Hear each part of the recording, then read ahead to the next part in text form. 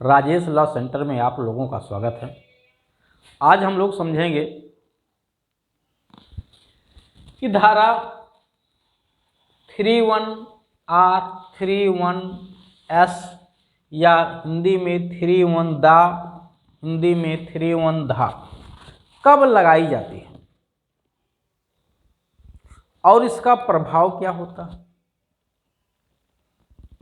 इसमें कितनी सजा दी जा सकती है।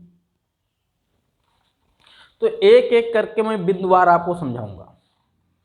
सबसे पहले ऊपर लिखा है SC/ST एक्ट 1989 ने। ये कानून कब का है? 1989 का। 1989 में एक कानून आया, इसके पहले इस तरह का कानून भारत में नहीं था। फिर लिखा है यह धारा कब लगाई जाती है। ठीक, तो अक्सर लोगों पे धारा लगी हुई मिलती है 31R 31S 32VA लिखा होगा। हिंदी में जब देखेगा 31R को हिंदी में 31 दा भी कहते हैं और इधर 31S को 31 धा भी कहते हैं, यानी धारा 3 की उपधारा 1 का ध खंड। तो ये इस तरह से एक्ट में लिखा है, यानी जब आप इस SC/ST एक्ट की धारा 3 को देखेंगे तो धारा 3 में उपधाराएं हैं 2। तो ये पहली उपधारा को भी बांटा गया है खंड में। तो धारा 3 की उपधारा 1 का खंड R, इंग्लिश में इसको R कहा गया है, हिंदी में इसको दा कहा गया है।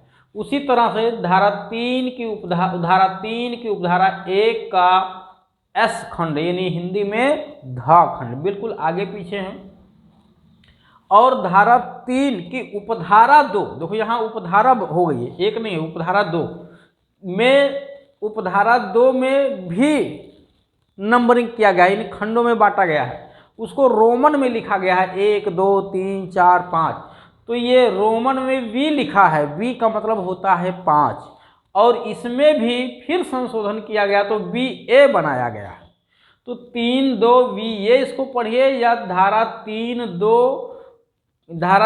की उपधारा 2 के खंड 5 का उपखंड का, आप ऐसे पढ़ सकते हो इसको, धारा 3 की उपधारा 2 के खंड 5 का उपखंड का। तो ये धाराएं अगर किसी पे लगी हैं, या इनमें से केवल 31R लगा हुआ है, या किसी पे 31R के साथ 31S भी है, यानी दा और धा दोनों लगा है, उसमें 32BA नहीं लगा है, या ये भी लगा है, या इसके साथ IPC की धारा 504 506 लगा हुआ है, या साथ में 323 या 324 भी लगा हुआ है, या दोनों लगा हुआ है, तो क्या प्रभाव होगा मैं इस सभी को समझाऊंगा। हाँ, एक बात मैं बता दूं कि अगर किसी व्यक्ति पे 31R और 31 दा, ठीक है, सॉरी द R या दा एक ही बात है, या इधर S या धा, अगर किसी पे लगी, इन दोनों में से कोई भी धारा अगर किसी व्यक्ति पे, धारा होती क्या भी, ये बात मैं चर्चा नहीं कर रहा हूँ, अभी इस पे चर्चा करूंगा। अगर इन दोनों में से कोई भी धारा अगर किसी व्यक्ति पे लगी हुई है, अगर ये लगी है, तो IPC की धारा 506 जरूर लगेगी, ध्यान रखना। अगर ये धारा किसी पे लगी हुई है तो 506 IPC की जरूर लगेगी, और नहीं लिखा गया है तो वो गलत लिखा गया है, ध्यान रखिएगा। और अगर ये धारा 31S किसी पे लगा हुआ है तो इसके साथ धारा IPC की 504 जरूर लगेगी, कंपलसरी है लगाया जाना, ध्यान रखिएगा। अब जिसको नहीं पता है, चाहे कोई IAO अधिकारी हो या अन्यथा हो, ठीक है, तो वो एक अलग का विषय है, अन्यथा ये धारा निश्चित तौर से लगेगी। मैं पहले ही बता दिया हूं कि अगर किसी को कोई लीगल एडवाइस लेना है, उसके मामले में ऐसा प्रावधान नहीं है, तो निश्चित तौर से वो इस दिए गए नंबर पे कॉल करके जानकारी ले। हाँ, उसको एक निश्चित फीस जमा करनी होगी, जो इसकी लीगल फीस है। बाकी मैं विद प्रूफ के साथ आपको बताऊंगा, विद कॉन्सेप्ट बताऊंगा इसको क्यों ऐसा लगता है, ठीक है। नहीं लगाया जाएगा तो कहाँ से गलती हो रही है, सारे प्रोविजन को एक एक करके समझाऊंगा आपको। अब प्रश्न ये है कि अगर इसमें से ये धारा लगी हुई है, दोनों धाराएं लगी हुई हैं, तो ये धारा बनती है कि नहीं बनती है, ये भी ध्यान देना है। तो मैं फिर बता दूं, अगर इसमें से 506 लगी हुई है, ठीक है, 506 लगी है किसी व्यक्ति पे, ये 31R और 31S लगने से 32BA नहीं लगता है, ध्यान रखिएगा। जब 31R या 31 दा लगा हुआ हो, यानी 5 इसके साथ 506 भी लिखा हुआ हो, अगर ये धारा लगी है तो ये जरूर लिखा होगा, नहीं लिखा है तो बाद में लिखा जाएगा, लिखा जरूर जाएगा। तो यहाँ 32VA या जिसको 325 का बोलते हैं, ये धारा जरूर लगाई जाएगी। इसके लगाने का प्रभाव क्या होगा अभी समझाऊंगा, लेकिन इसके साथ ये जरूर होगा, और ये है तो ये भी होगा, और ये है तो ये भी होगा। तो जरा समझिएगा, ये है तो ये भी होगा, और ये है तो ये भी होगा। अगर ये है, ये नहीं है तो आ जाएगा ऑटोमेटिक। ये पुलिस विवेचना करेगी तब बढ़ाएगी, नहीं बढ़ाएगी तो कोर्ट से जब डांट खाएगी तब बढ़ाएगी, बढ़ाना जरूर पड़ेगा।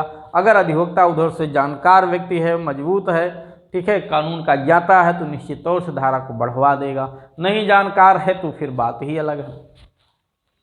दूसरी बात, अगर 31S लगा हुआ है या 31 धा लगा हुआ है तो क्या 504 वहाँ होना चाहिए कि नहीं? तो बिल्कुल होना चाहिए। अब प्रश्न ये है, 504 केवल किसी पे लगा, यानी केवल किसी व्यक्ति पे 31S लगा है और कोई धारा नहीं है, तो क्या 32VA या 325 का वहाँ लगेगी कि नहीं लगेगी? तो बिल्कुल नहीं लगेगी, ध्यान रखना।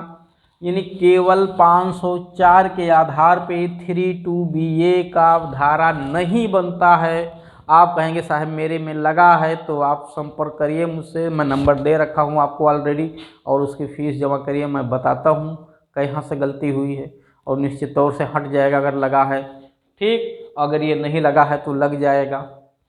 तो क्यों? क्योंकि कानून में जो लिखा है उसके खिलाफ तो अदालत भी नहीं जा सकती, उसके खिलाफ पुलिस अधिकारी भी नहीं जा सकता। अगर उसको सच्चाई पता चल जाएगा तो वो तो गलती में, अनजाने में होता है, भूलवश होता है, ठीक है, अज्ञानतावश होती है ये गलती।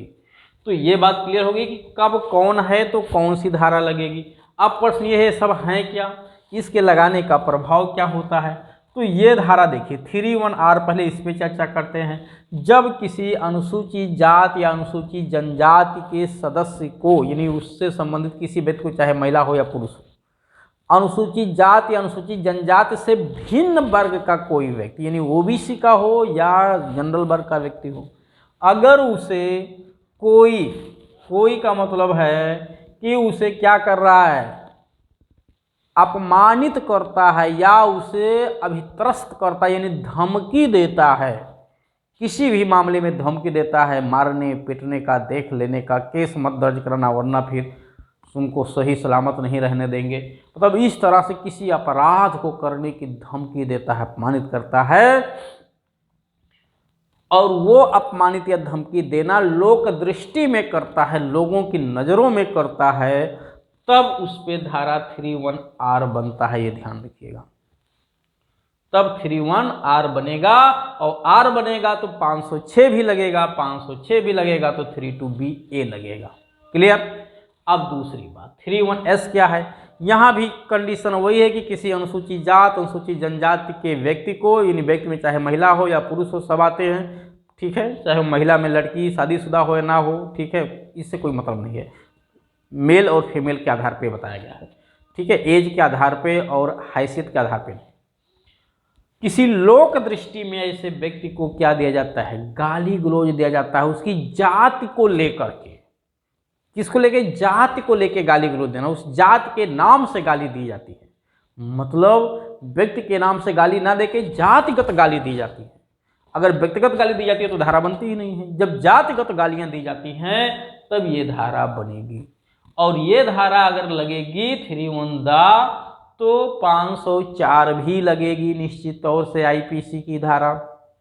और जब ये धारा लगेगी तो केवल 504 लग जाने से 32BA नहीं बनता है, मैं पहले ही बता चुका हूं। अब प्रश्न ये है कि अगर 32BA लग गया, जब ये दोनों एक साथ होंगी तब तो ये लगेगा ही लगेगा, क्योंकि ये ऑलरेडी है। अगर केवल ये है तो ये नहीं लगेगा, ये है तो ये लगेगा। इसके लगने से प्रभाव क्या होता है? इसके लगने से प्रभाव इतना होता है कि जो राहत राशि है वो बढ़ जाती है। केवल ये लगी रहेगी तो राहत राशि कम मिलेगी, ये लग जाएगी तो राहत राशि और बढ़ जाती है उसमें। इतना सा फर्क पड़ता है बस इसके लगने से, और कोई फर्क नहीं पड़ता है, ध्यान रखिएगा। अब प्रश्न ये है कि ये धारा अगर लगी हुई है और ये धारा लगी हुई तो एफआईआर होगी कि नहीं? निश्चित तौर से लगती तो एफआईआर होती ही होती है। ठीक, अब इसके साथ अगर 323 लगा हुआ है तो 323 लगा हुआ है तो भी धाराएं यही लगेंगी, इसके अलावा कोई और धारा नहीं लगती है। 324 लगी है तो भी धारा यही लगती है, 323 या 324 धाराएं यही लगती हैं, ध्यान रखिएगा। अब प्रश्न है ये धारा लगेगी तो बेल होगा कि नहीं? ठीक है, अपराध गंभीर है कि नहीं, सजा कितनी मिलेगी? तो अब ये सब बातें मैं आपको नेक्स्ट वीडियो में बताऊंगा, क्योंकि वीडियो काफ़ी लंबा हो जाएगा ये।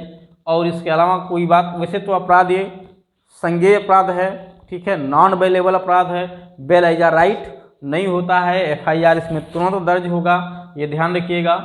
ठीक है, हाँ, ये धारा बढ़ेगी तो जुर्माने की राशि बढ़ जाती है, वो राहत राशि बढ़ जाती है जो 2 लाख रुपए तक हो जाती है बढ़ करके, अन्यथा 1 लाख रुपए तक के प्रावधान होते हैं। तो उम्मीद है कि ये बात आप लोगों को अच्छे से जरूर समझ में आई होगी। इसके अलावा अगर कोई बात नहीं समझ में आई तो मैं नंबर ऑलरेडी आपको दे रखा हूँ, आप जरूर जानकारी लेकर के अपने केस में आप सही से अपना पक्ष मजबूती से रखिए, जिससे आपके साथ न्याय हो। हाँ, एक बात मैं ज़रूर बता दूँ कि किसी भी निर्दोष व्यक्ति को, ठीक है, इस तरह से ना तो फंसाया जाए और ना ही उसको परेशान किया जाए।